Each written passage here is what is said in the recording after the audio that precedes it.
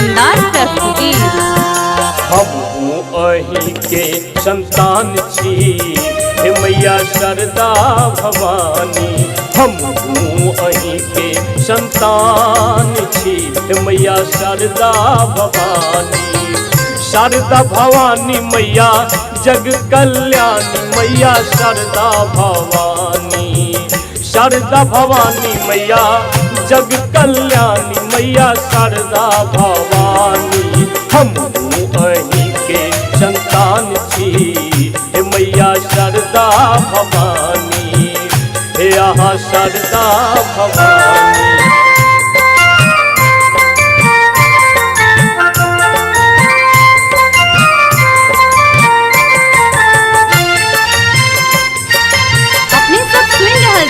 माँ कामाख्या फिल्म्स के शानदार प्रस्तुति।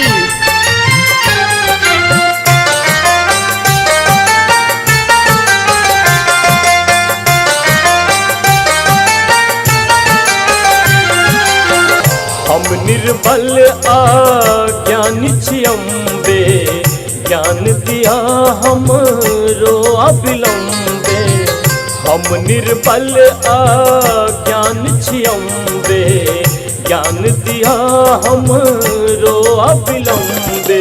करियो कृपा माँ ब्रह्मानी हे मैया शारदा भवानी। करियो कृपा माँ भवानी हे मैया शारदा भवानी।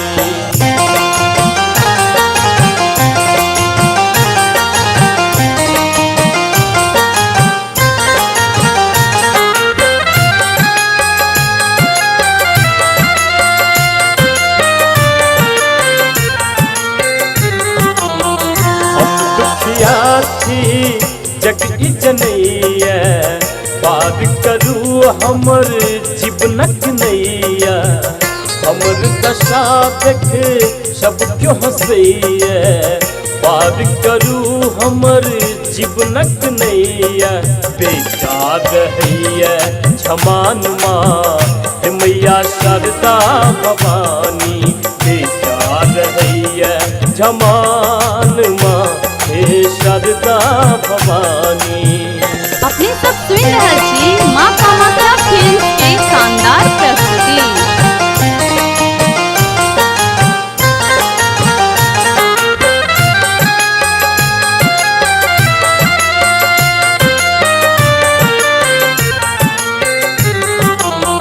मधुबनिया को हैर करैया।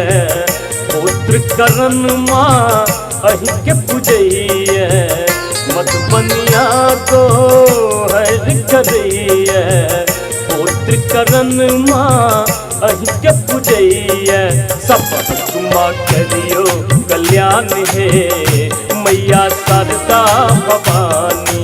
सब तुमा करियो कल्याण हे मैया शारदा भवानी। हमहू अही के संतान छी हे मैया शारदा भवानी। हमहू अही के संतान छी हे मैया शारदा भवानी। शारदा भवानी मैया जग कल्याणी मैया शारदा भवानी।